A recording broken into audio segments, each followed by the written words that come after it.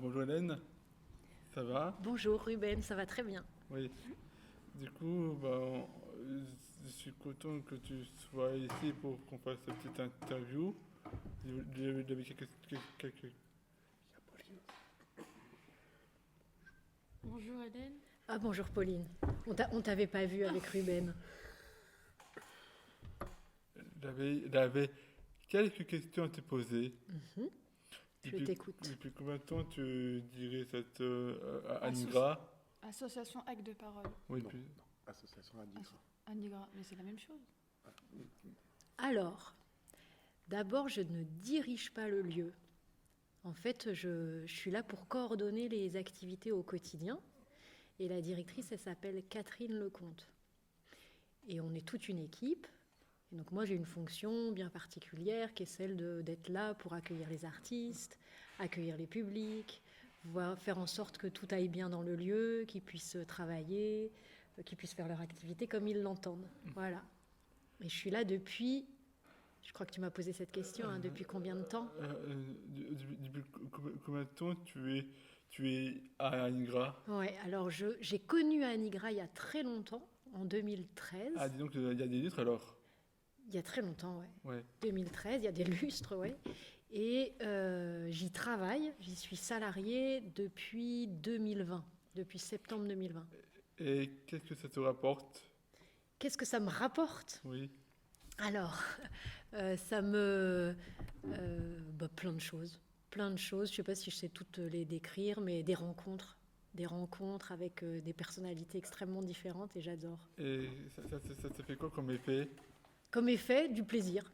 Ah oui. Ouais, du plaisir, de l'interrogation, des découvertes, voilà, les effets. Et puis parfois, ouais, des interrogations qui bousculent. Et là, on a petit film à te montrer pour les personnes qui ne sont pas là aujourd'hui. D'accord, je veux bien le regarder.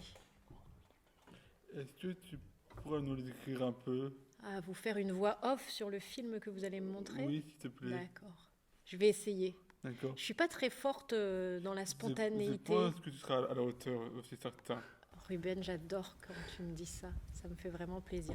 Alors, on est en train de... Alors là, c'est la grille d'Anigra qui a été refaite il n'y a pas longtemps.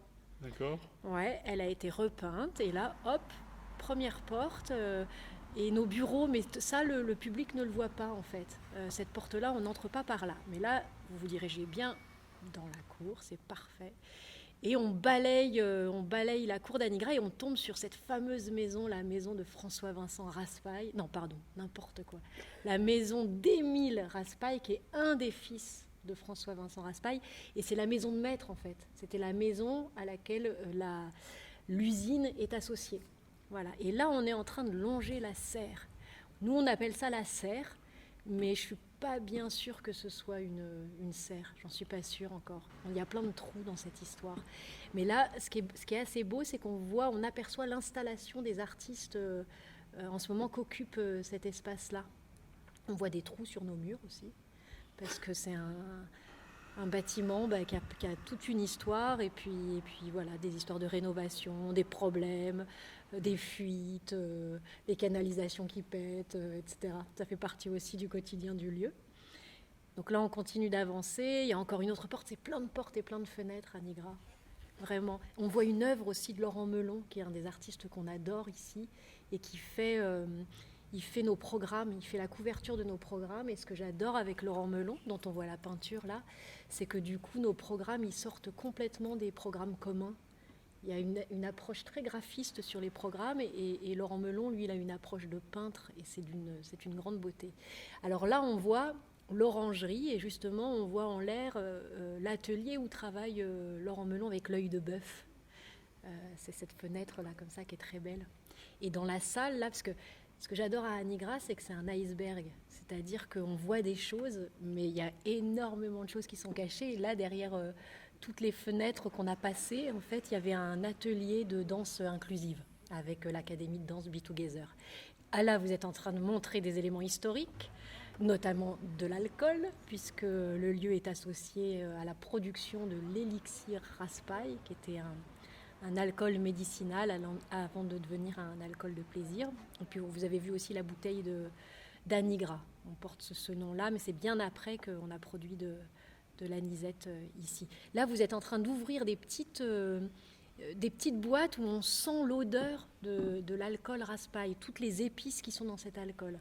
On a fait un petit jeu comme ça pour les petits et les grands, où on sent en fait toutes les épices, on doit les reconnaître, parce que cet alcool était vraiment plein d'épices. Là, vous êtes sur les tuiles violon. C'est une image des tuiles qu'on a sur le toit. Et c'est des tuiles, nous, dont on aime le nom, tuiles violon. Pour des artistes, c'était quand même prédestiné, alors que c'est au 19e siècle et que c'était une usine. Vous passez sur mon dossier, là où j'ai toutes mes notes pour essayer de retenir les dates que j'oublie à chaque fois. Vous passez aussi là sur un document qu'on montre, c'est une plaque de François-Vincent Raspail, parce qu'il a été médecin des pauvres, et rue de Sévigné, à Paris, il y a une plaque qui commémore le fait qu'il a donné pas des cours de médecine, pas du tout, non, mais comment on appelle ça déjà, quand on va voir un médecin? Est-ce que tu as été à une convocation, pas une convocation? Non, consultation. Une consultation, heureusement que Clément est là. Donc il donnait des consultations gratuites pour les personnes qui n'avaient pas d'argent, avec sa méthode médicinale. Voilà, donc là il y a la plaque qui commémore ça, rue de Sévigné. Voilà, différents documents, on passe là-dessus, on les a accrochés pour l'occasion en fait dans le lieu. Il y a des caricatures, il y a des anciennes gravures du lieu. Voilà, c'est pour que les personnes ils puissent se projeter un peu dans le temps et dans le passé. Et là, on continue, on avance, et on arrive dans l'arrière-cour d'Anigra, avec notre préau très mal rangé. Oh, si Noémie m'entend, c'est pas vrai, il est bien rangé ce préau. Noémie, c'est notre régisseuse permanente, et elle se bat pour que le préau soit bien rangé. Et on a vu aussi notre culture truck. Ça, c'est un camion qui s'en va dans les quartiers à partir d'Anigra, et puis ensuite qui s'en va dans le quartier Jean Massé avec des artistes à bord.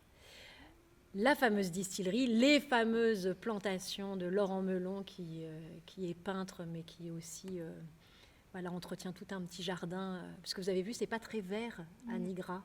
Hein, c'est beaucoup de béton, de briques, de métal, et il n'y a pas d'arbres. Vous aviez remarqué? Pourquoi? Pourquoi il n'y a pas d'arbres? Oui. Eh bien parce qu'ils essaient de pousser.